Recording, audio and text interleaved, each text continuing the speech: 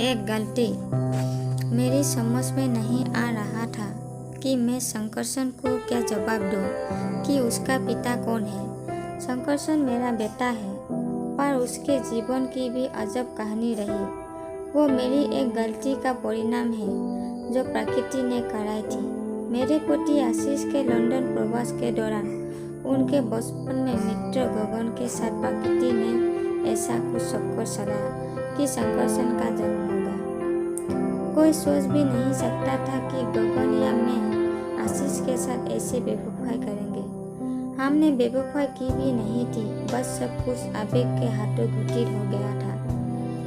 मुझे आज भी अच्छा तरह याद है जब गगन की पत्नी को हर तरह से निराश होने के बाद डॉक्टर ने के इलाज से गर्भ ठहरा था, पर पूर्ण समय बाद एक विकृत शिशु का जन्म हुआ जो अधिक देर तक जिंदा न रहा। होटल के कमरे में थके, अवस्थाग्रस्त और निराश गगन को संभालते संभालते हम लोगों को झपटी आई और अब हम लोग प्रकृति के कोरे हाथों के मजाक बन बैठे। समझ ही नहीं पाए। फिर शंकरसन का जन्म हो गया। मैंने उसे जन्म देते ही गगन और उनकी पत्नी को उसे सौंप दिया ताकि यो राज आशीष और गगन की पत्नी को पता न चले। गगन की पत्नी अपने सुनी गुण भरने के कारण मेरी महानता के गुण गाती और आशीष मेरे इस त्याग को कृतज्ञता की दृष्टि से देखती। हाँ, मेरे मन में जरूर कभी कभी अपराध बोध होता। एक तो शंकरसन से अपने को दूर करने का और दूसरा आशीष से सब छिपाने का। पर इसी में सबकी भलाई थी और सब कुछ ठीक ठाक चल भी रहा था। गगन और उनकी पत्नी शंकरसन को पाकर खुश थे। वो उनके जीवन की आशा था। मेरे 2 बच्चे और थे कि तभी वो घटना घटी। शंकरसन तब 10 वर्ष का रहा होगा। वो गगन और उनकी पत्नी कार से कहीं से लौट रहे थे कि उनकी कार का एक्सीडेंट हो गया। गगन की पत्नी की घटनास्थली पर ही मौत हो गई। गगन को भी काफी चोटें आई। हाँ, शंकरसन को एक होश तक नहीं आई। काफी दिन हॉस्पिटल में रहने के बाद गगन स्वस्थ हो गए, पर दुनिया से विरक्त। एक दिन उन्होंने मुझे और आशीष को बुलाकर कहा, मैंने अपनी सारी संपत्ति शंकरसन के नाम कर दी है। अब मैं संन्यास लेने जा रहा हूँ। मेरी खुश खबर लेने की कोशिश मत करना। हम लोगों ने बहुत समझाने की कोशिश की, पर शंकरसन को हमारे हवाले करके एक दिन वह घर छोड़कर न जाने कहाँ चले गए। आशीष को गगन के जाने का गम जरूर था, पर शंकरसन अब हमारे साथ रहेगा यह जानकर वह बहुत खुश थे।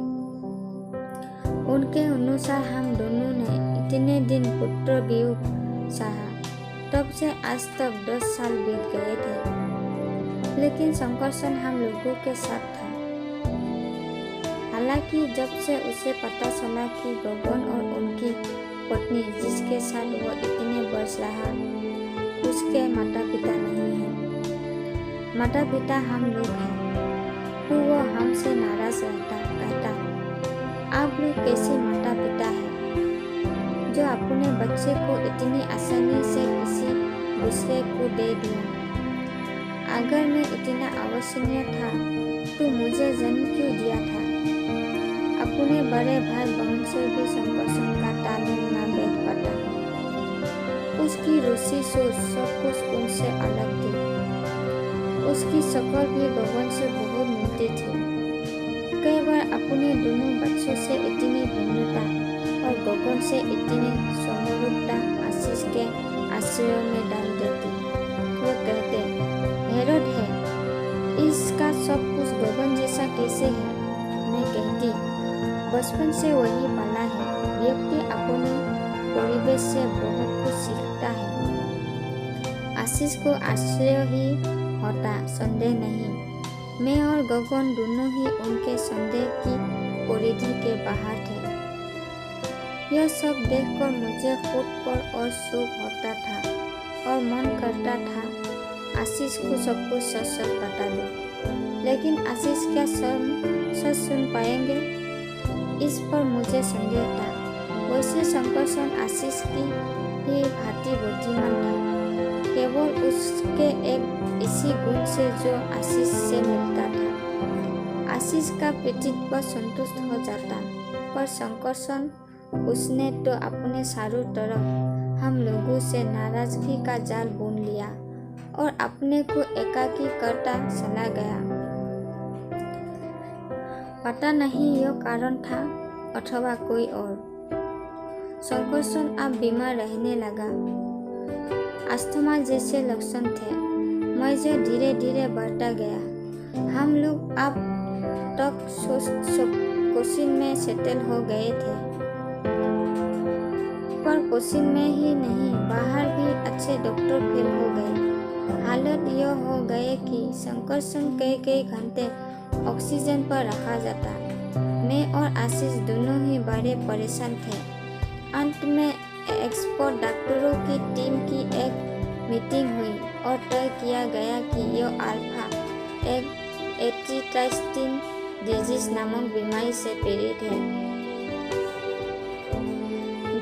जो कि जेनेटिक होती है और इसके लक्षण अस्थमा से मिलते जुलते हैं। हालांकि यह बीमारी 30 साल की उम्र के बाद होती है, पर शायद शंकरसन को समय से पहले हो गई हो और इसके लिए पिता का डीएनए टेस्ट होना है ताकि यह तय हो सके कि वो उसी बीमारी से पीड़ित है और उसका सही इलाज हो सके।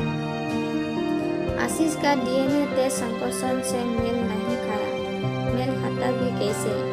आशीष अगर उसके पिता होते तब ना। आशीष तो डीएनए रिपोर्ट आते ही बिना मेरी ओर देखे और बिना शंकरसन की बीमारी की परवाह किए कार स्टार्ट कर घर चले गए।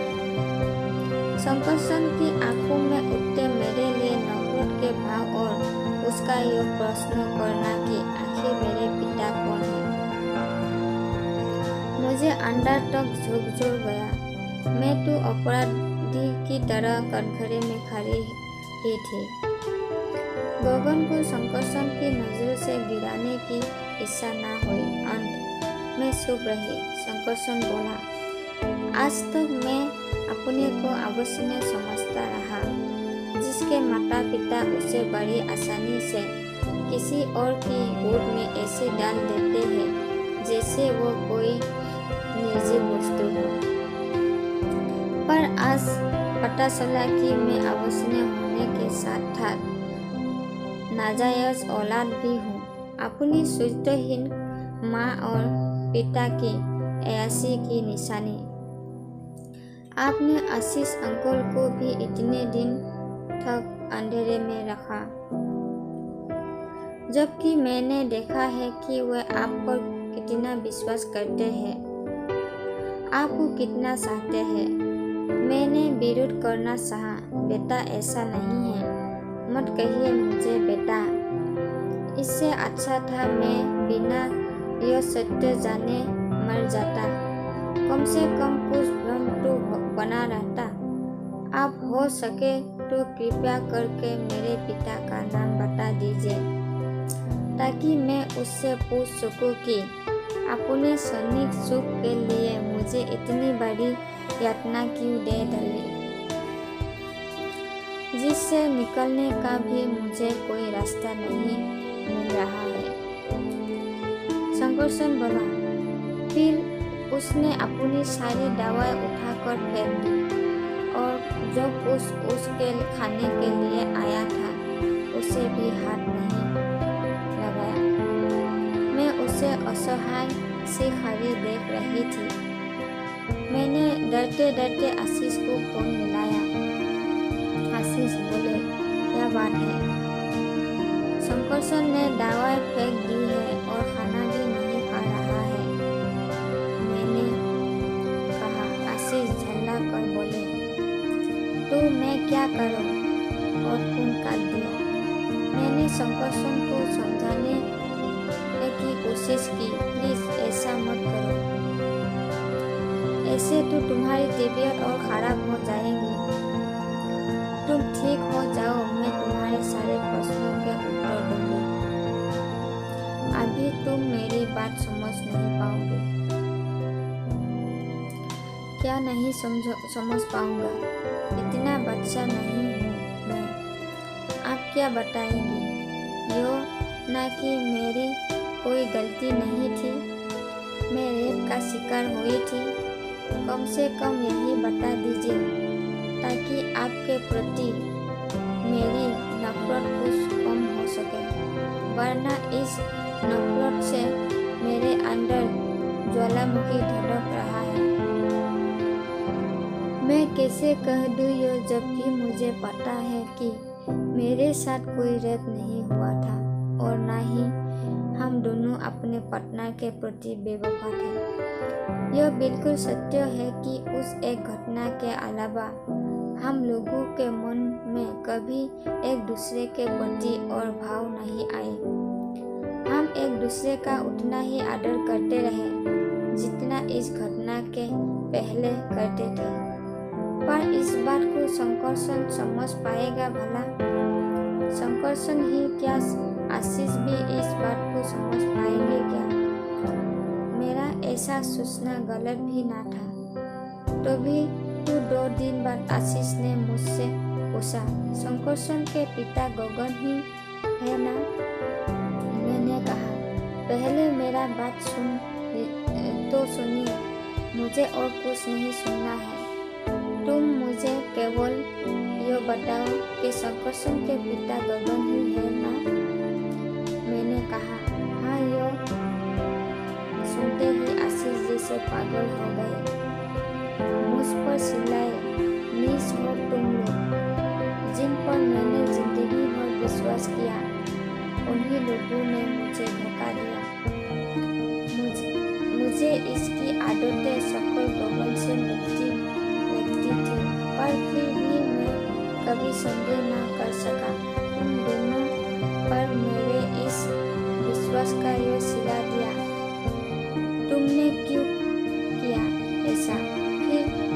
फिर गुस्से से आशीष ने मेरी गर्दन पकड़ते हुए आगे कहा, जी तो कर रहा है, तुम्हें मार का जेल चला जाओ, ताकि फिर कोई पत्नी पति को धोखा देने से पहले 10 बार सोचे। और तुम इतनी नीच हो कि तुम्हें मारने का भी मन नहीं कर रहा है। उससे तुम्हारी तुरंत मुक्ति हो जाएगी, जबकि मैं यह नहीं चाहता। मेरी इच्छा है तुम तिल तिल कर मरो। और फिर आशीष ने मेरी गर्दन छोड़ दी। उधर शंकरसन अपने पिता का नाम जानने की जिद लगाए बैठा था। मुझे समझ में नहीं आ रहा था कि मैं उसे गगन का नाम कैसे बता दूं। मुझे पता था कि वो उनकी बहुत इज्जत करता है। उनके साथ बिताए सारे सुखद क्षणों की स्मृतियां संजोए हुए हैं। अगर वह भी उससे छीन गई तो कैसे जिएगा? कुछ समझ में नहीं आ रहा था। इधर कुआं तो उधर खाए।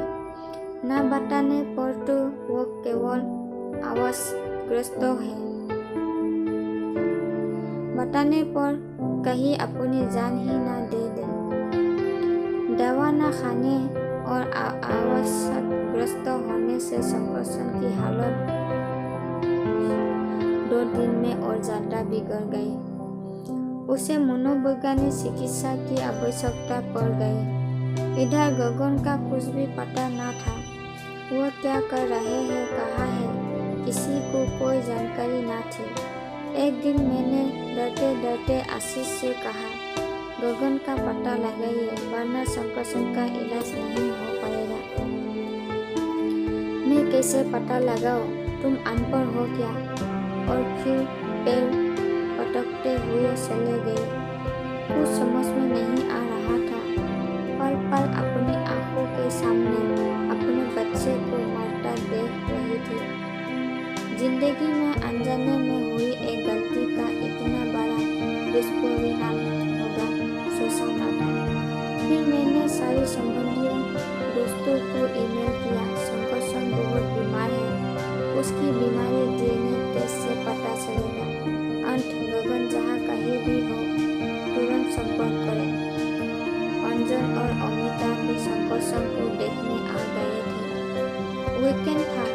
वरना रोज फोन से ही हालचाल पूछ लेते थे।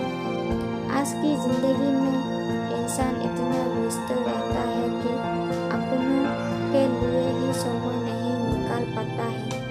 आते ही थोड़ा फ्रेश होने के बाद अमिता और अंजन दोनों ने एकाएक पूछा, क्या बात है मम्मी पापा, आप दोनों बहुत परेशान नजर आ रहे हैं।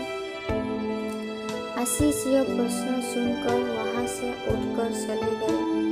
मम्मी, उन्हें क्या हुआ? अंजन ने पूछा। कुछ नहीं बेटा, संकर्षण की ही बीमारी को लेकर हम परेशान हैं। यह बीमारी का तनाव आप लोगों के चेहरे पर नहीं है। कुछ और बात है, हम लोग इतने बच्चे भी नहीं हैं कि कुछ समझ ना सके। सच बात बताइए, शायद हम लोग कोई हल निकाल सके। मुझे बच्चों की बातों से कुछ आशा की किरण नजर आए, लेकिन फिर मन में संदेह हो गया कि जब आशीष कुछ सुनने को तैयार नहीं है तो बच्चे क्या खाक मेरी बात समझेंगे। फिर बताना तो पड़ेगा ही। सोच में बच्चों को सारी बात बता दी। आज की पीढ़ी शायद हम लोगों से ज़्यादा समझदार है। सारी स्थिति का विश्लेषण करते हैं और फिर कोई निर्णय लेती है। वे दोनों कुछ देर के लिए एकदम गंभीर हो गए। फिर अमिता बोले, तभी हम लोग समझ नहीं पाते थे कि संकर्षण हम लोगों से इतना भिन्न क्यों है। हम लोग इसका कारण उसकी परवरिश मानते थे, बस सच तो कुछ और ही था। फिर अंजन बोला, पर कोई बात नहीं, सारी परिस्थितियों को देखते हुए अंकल और आपको इतना दोषी भी नहीं ठहराया जा सकता है। हाँ, गलती आपकी सिर्फ इतनी है कि आपने यह बात इतने दिनों तक पापा से छिपाकर उनका विश्वास तोड़ा है, जो वे आप और अंकुल पर करते थे। आपको यह बात उसी समय पापा को बता देनी चाहिए थी। अमिता बोली, भैया तुम भी कैसे बात करते हो? क्या पापा आज जिस बात को सुनने के लिए तैयार नहीं है उसे उस समय सहजता से सुन लेते? अंजन बोले, सुन लेती। इस समय उन्होंने ज़्यादा धक्का इस बात का लगा है कि मम्मी ने यह सच उनसे इतने दिनों तक छिपाया। तुम गलत कर रहे हो। अगर मम्मी ना छिपाती तो यकीन दोनों परिवारों का विघटन हो जाता। पापा और आंटी दोनों ही इस बात को सहजता से ना ले पाते। अंजन बोला, शायद तुम ठीक कर रही हो। मम्मी ने ठीक ही किया। चलो हम लोग पापा को समझाते हैं और संकर्षण को भी। मम्मी, आप संकर्षण के पास हॉस्पिटल जाओ, हम लोग थोड़ी देर में आते हैं। मेरे हॉस्पिटल जाने के बाद अंजन आशीष के पास जाकर बोला, मम्मी ने हम लोगों को सारी बात बता दी है। आप ये बताइए कि आपको मम्मी की किस बात पर अधिक गुस्सा है? मम्मी और अंकुल के बीच जो कुछ हुआ उस पर, अथवा उन्होंने यह बात आपसे छिपाई उस पर? दोनों पर अधिक किस बात पर गुस्सा है? बात छिपाने पर। अगर वे उस समय सच बता देती तो क्या आप मम्मी और अंकुल को माफ कर देते? नहीं तो कितनी जिंदगियां बर्बाद हो जाती। यह आपने कभी सोचा है? यह सत्य आज पता चला है, तभी संकर्षण आप और मम्मी मानसिक यंत्रणा से गुजर रहे हैं, जबकि आपको मम्मी और अंकल पर कभी शक तक नहीं हुआ। इतना तो तय है कि वह सनी गलती मात्र थी। उस गलती की आप मम्मी को और स्वयं को इतनी बड़ी सजा कैसे दे सकते हैं? आशीष बोले, पता नहीं, दिमाग तो तुम्हारी बात मान रहा है पर दिल नहीं। दिल को समझाए। पापा देखिए मम्मी कितनी परेशान है। मैं हॉस्पिटल में अमिता और अंजन का बेसब्री से इंतजार कर रही थी। ऐसा लग रहा था कि परीक्षा का परिणाम निकलने वाला है। तभी अमिता और अंजन मुझे आते दिखाई दिए। पास आए तो मैंने पूछा, क्या हुआ? धैर्य रखिए, समय लगेगा, अंजन ने कहा और फिर शंकरसन से बोला, क्या हालचाल है? शंकरसन ने बिना उन लोगों की ओर देखे कहा, ठीक हो। अमिता और अंजन ने मुझे घर जाने को कहा। बोले, आप घर जाकर आराम कीजिए, हम लोग शंकरसन के पास हैं। अमिता और अंजन के समझाने और मनोचिकित्सक के इलाज से शंकर पर सकारात्मक प्रभाव पड़ा और वो दवा लेने लगा। साथ ही यह भी पता चला कि उसकी बीमारी जेनेटिक ना होकर उस दवा की एलर्जी है जो दवा वो खा रहा था। हालांकि उस दवा से एलर्जी के चांसेस 1% होते हैं, पर शंकरसन को थी। कारण पता चल जाने पर उसका इलाज सही होने लगा और वो स्वस्थ होने लगा। आशीष भी ऊपर से सामान्य दिखने लगे।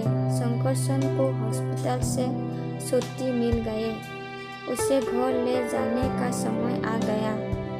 हम सभी बहुत बड़े चक्रवात से निकल आए थे।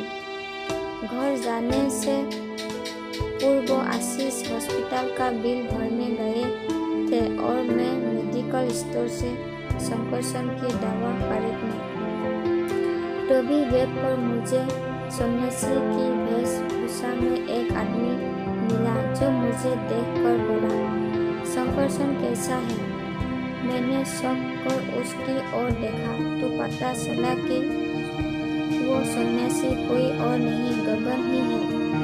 ठीक है, आप इतने दिनों तक कहाँ थे? वो बोले, यह सब ना पूछिए, आपका ईमेल पूरे ग्रुप में घूम रहा है।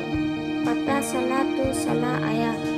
आशीष सब कुछ जान गए होंगे, क्या प्रतिक्रिया रही उनकी? मैं तो उनसे नजरें मिलाने के काबिल ही ना रहा। शंकरसन की जिंदगी का सवाल नहीं होता तो मैं यहाँ कभी ना आता। चलिए डॉक्टर से कहकर DNA टेस्ट करवा ले लूँ। नहीं, अब उसकी कोई ज़रूरत नहीं है। उसकी बीमारी जेनेटिक नहीं थी। क्या शंकरसन भी जान गया है कि मैं उसका पिता हूँ? हाँ, शंकरसन को कब तक हॉस्पिटल से छुट्टी मिलेगी? कितना समय लगेगा उसके ठीक होने में? अब शंकरसन बिल्कुल ठीक है, बस थोड़ी कमजोर है। आज हम लोग उसे घर ले जा रहे हैं। ठीक है, फिर मैं चलता हूँ, कहकर गगन जाने को तैयार हो गए। मैंने कहा, शंकरसन से मिलेंगे नहीं? नहीं, जो उथल पुथल इस सत्य को जानकर आप सभी की जिंदगी में मसी होंगी और किसी प्रकार सब कुछ शांत हुआ होगा। वो सब मुझे देखकर पुनः होने की संभावना है। वैसे भी मैं मोह माया का परित्याग कर चुका हूँ और एक NGO में गांव के बच्चों के लिए काम कर रहा हूँ। शंकरसन को मेरा प्यार कहिएगा और आशीष से कहिएगा कि हो सके तो मुझे क्षमा कर दे। इतना कहकर वे वहाँ से चले गए। मैं उन्हें जाते हुए तब तक देखती रही जब तक नजरों से ओझल नहीं हो गए।